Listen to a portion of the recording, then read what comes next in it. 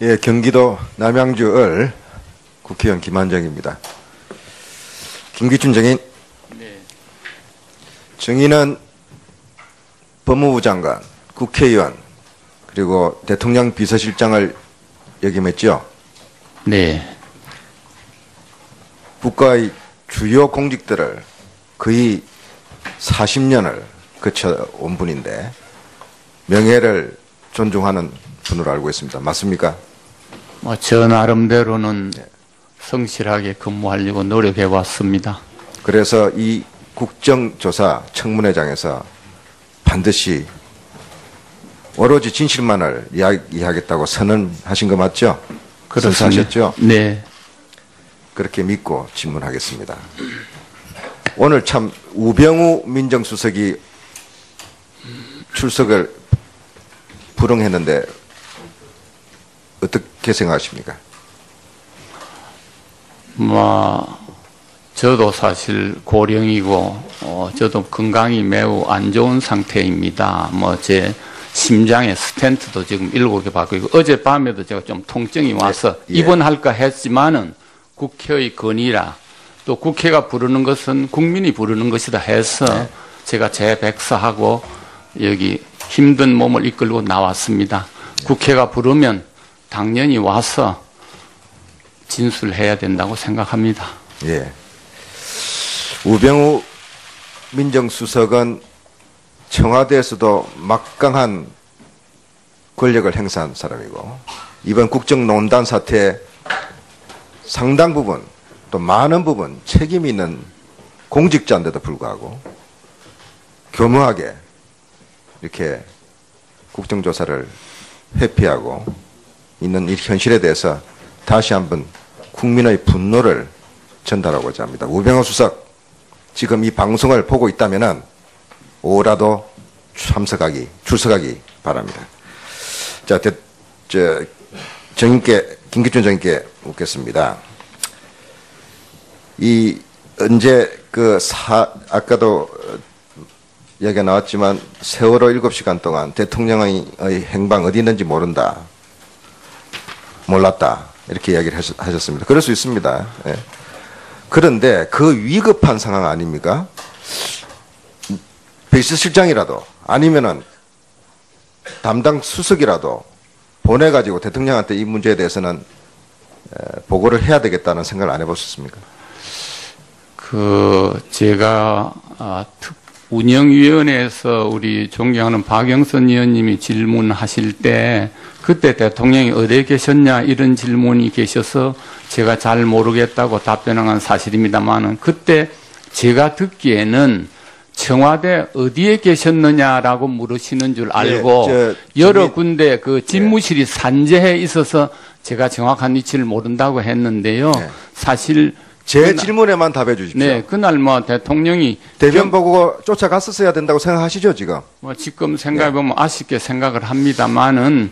네, 여성 대통령의 사생활 문제도 있고 해서라고 이렇게 언급하신 적이 있던데, 이게 어떤 취지입니까? 그것은 주사를 맞았냐, 안 맞았냐, 그런 걸 왜 안 물어봤느냐고 해서.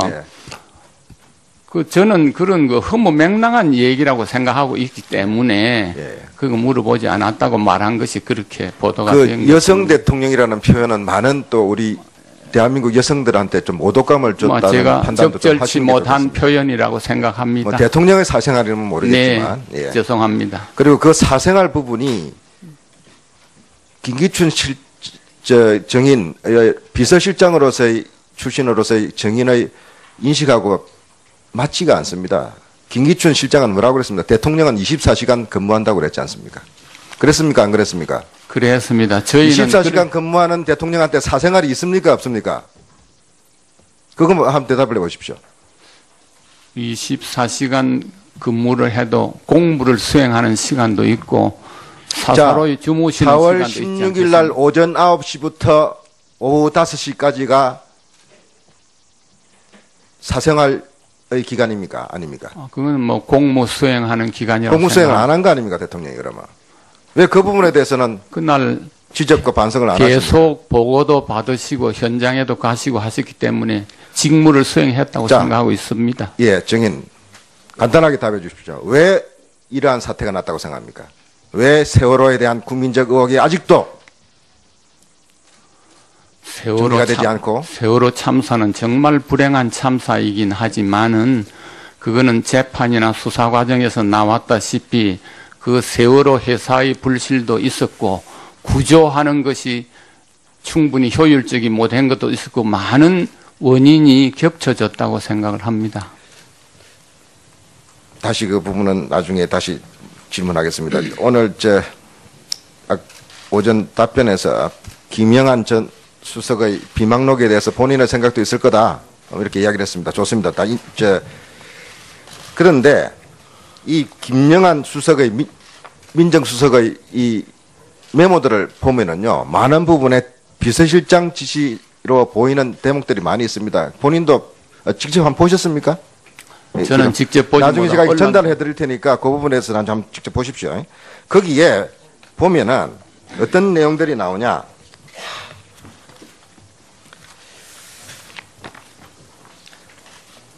청와대는 세월호 참사의 원인이 아니다.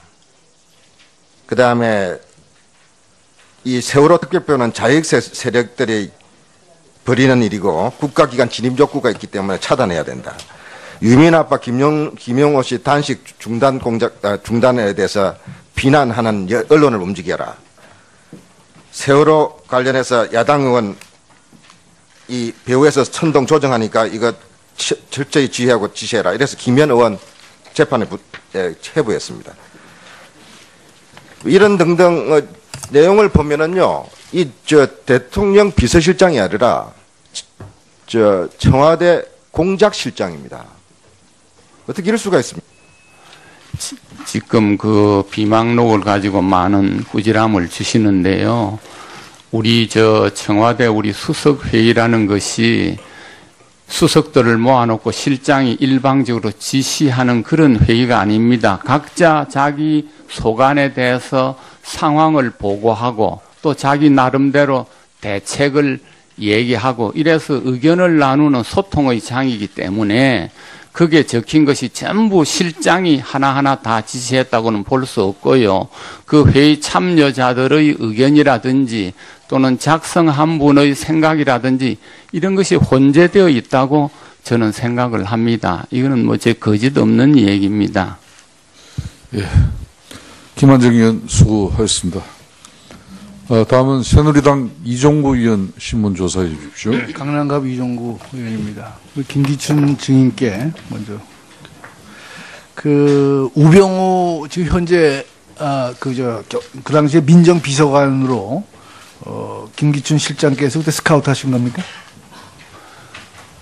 민정비서관 들어올 때 대통령께서 그 사람을 지명을 하고 예. 한번 의사 확인하라 해서 제가 대면 면담을 한 일이 있습니다.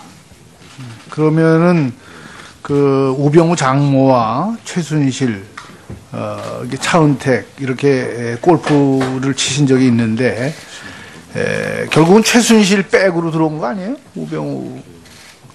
그런 사실은 전 전혀 몰랐습니다. 대통령의 네. 지시가 있었다. 네. 예. 김기춘 우리 증인께서는 십상시 문건 만만회 그러한 것을 조사를 지시를 했죠?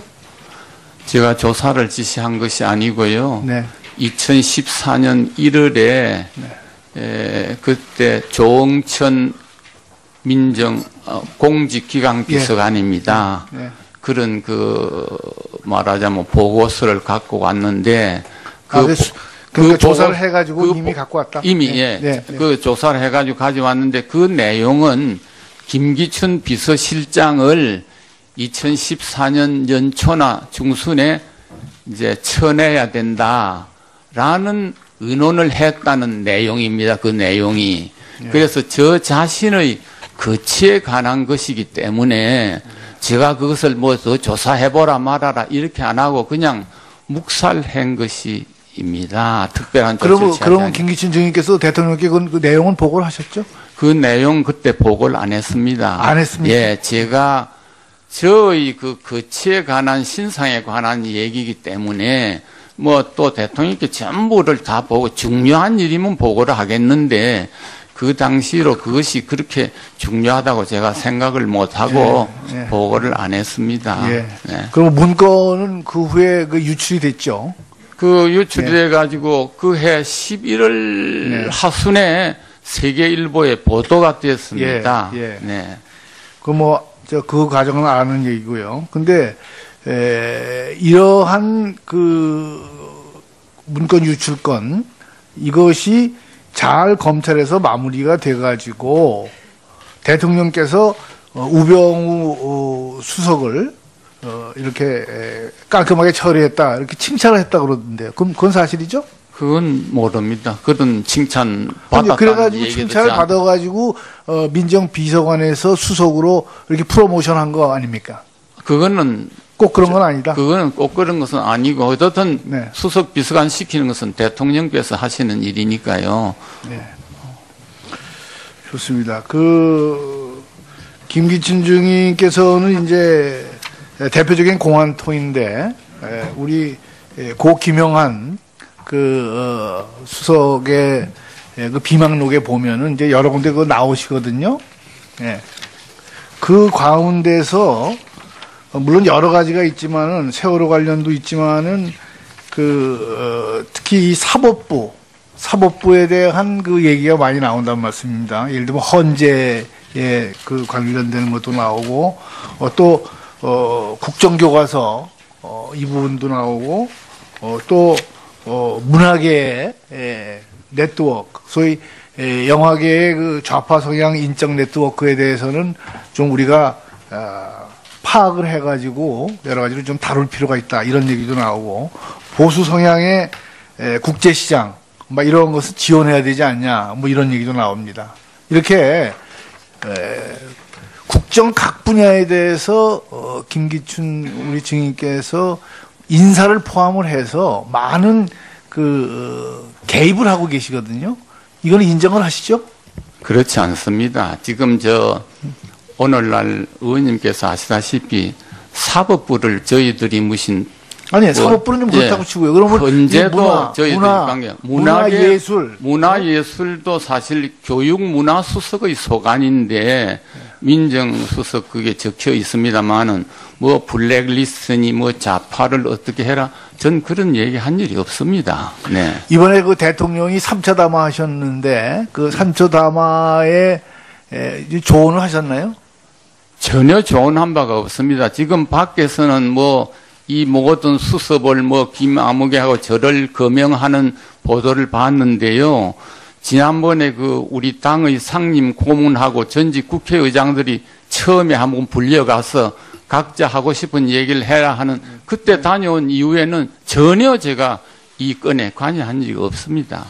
유준영 전 장관 오늘 증인으로 안 나오셨는데 이분이 2014년 10월 문체부 1급 6명의 일괄 사표와 관련해 가지고 김기춘 비서실장이 성분 검사를 한 후에 문체부 김희범 1차관에게 명단을 주면서 자르라고 했다. 이렇게 증언을 하고 있습니다. 저도 그 보도를 봤는데요. 보도 보셨어요? 제가 자르라고 한 일이 없고요. 네.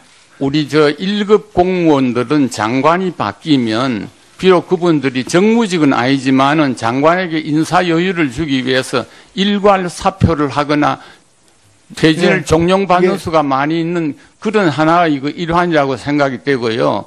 그때 여기 나오는 얘기 중에서요. 예. 성분 검사. 성분 검사 그런 거 성분 없고요. 검사가 뭐냐 이거예요. 모릅니다. 6명 중에 나이 많은 순서로 57세, 53세 세 분이 나가고 52세 세 분은 잔류한 것으로 제가 알고 있습니다. 그러니까 청와대가 지금 여러 정황을 보면은 미르 K스포츠 재단 설립에 앞서서 민간 문화 스포츠 재단을 관장하는 문체부를 길들이려는 목적으로 이렇게 공무원들의 사표도 받고 사전 정리 작업을 한 것이 아닌가. 이게 여러 가지 정황으로 이렇게 나타나고 있어요. 재단의 설립이나 모금 이런 것은 제가 2015년 2월에 그만두고 난 뒤에 다 일어난 일이고요.